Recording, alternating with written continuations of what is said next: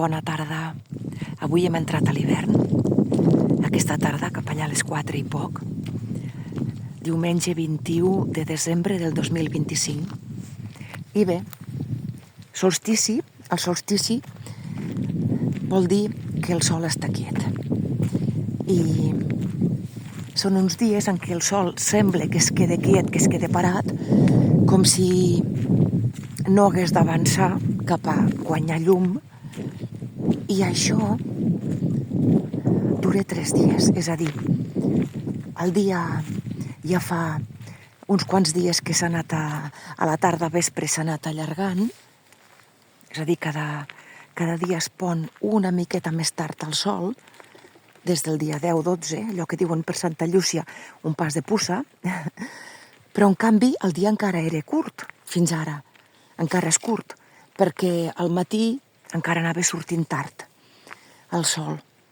Aleshores, avui som al solstici i d'aquí 3 dies hi haurà el sol invictus, que això significa que ja guanya la batalla, el sol surt com a victoriós i va allargant el dia, va guanyant llum. I això és molt bonic perquè els pobles antics, la natura era el més important per ells. És a dir, tots els nostres avantpassats, civilitzacions antigues, el que feien era observar la natura, la terra, el cel, els cicles de la natura. I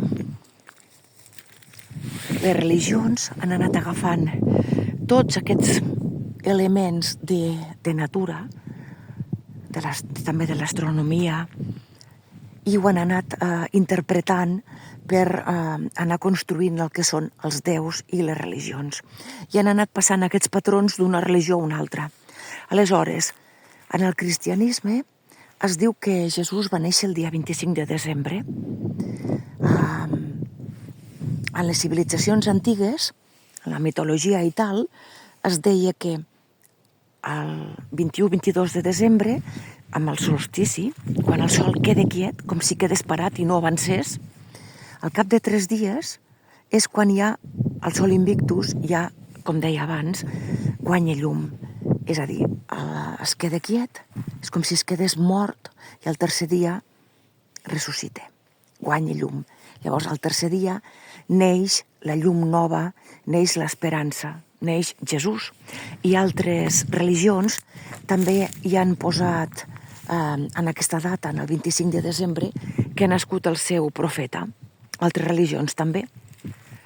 Aleshores, també en el cristianisme, quan es diu que mor Jesús, diu, i Jesús va morir i el tercer dia va ressuscitar.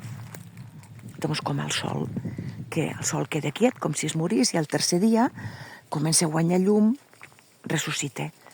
És a dir, és molt bonic tot això perquè a còpia de segles i de mil·lennis la humanitat ens hem tornat bastant tontos, bastant rucs, i ens hem anat creient aquestes religions que el que han fet és la base d'aquestes religions, de totes les religions, és la natura, és els cicles de la vida, del que és la terra, el sol, l'univers. Aquests cicles els han anat interpretant els hi han anat posant una història, però amb la base de la natura.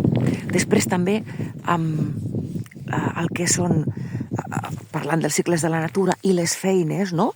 Doncs ara mateix els romans feien les Saturnàlies, les festes, als pobles nòrdics les festes de la llum, i per això també ara tenim el Nadal, que ja el cristianisme va posar com que Jesús havia nascut això el 25 de desembre, i també s'ajunta tot amb que el dia va començant a guanyar llum, però encara els dies són foscos, llavors ja hem de posem més llum a tot arreu, que si els fanalets, les llums, guarnim les cases amb espelmes, abans amb espelmes, les llumetes, També la tradició de l'arbre, que ve de més països més amunt, també era com honorar la natura, les reunions familiars, el que deia, no? Tot això, les Saturnàlies, tot això són aquestes tradicions que totes són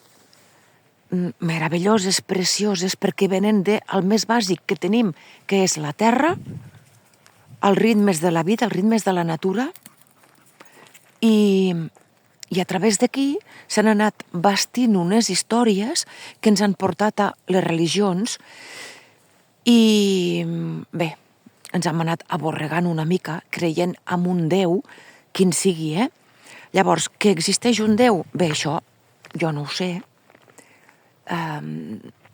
Que existeixen éssers superiors tampoc ho sé. Però bé, això és llarg d'explicar. Ara el que volia explicar és una altra cosa, també molt bonica, en relació al naixement de Jesús, la història, no? Que aquests dies al cel està molt visible la constel·lació d'Orió. Orió era un caçador mitològic i els antics a dalt al cel van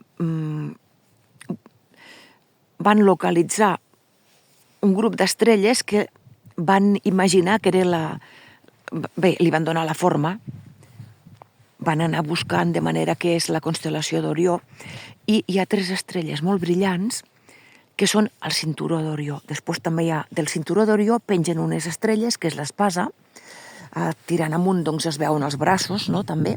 Després hi ha el gos d'Orió, però bé, ara ens enfocarem amb les 3 estrelles del cinturó d'Orió.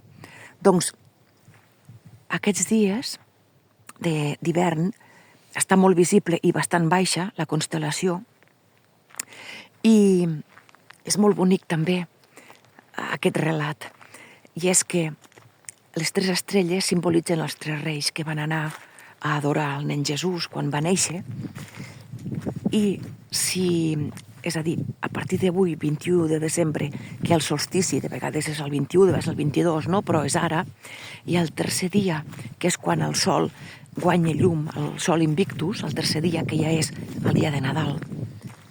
Doncs, si ens fixem al cel i busquem la constel·lació d'Orió, les 3 estrelles al cinturó, allà on enfoquen, perquè està una mica és a dir, de costat, no està completament recte Orió, sinó que ara aquests dies està una miqueta de costat.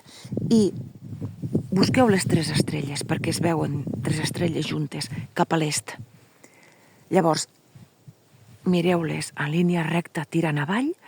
Allà, el dia, la matinada de Nadal, és on sortirà el sol. Allà, en aquell lloc.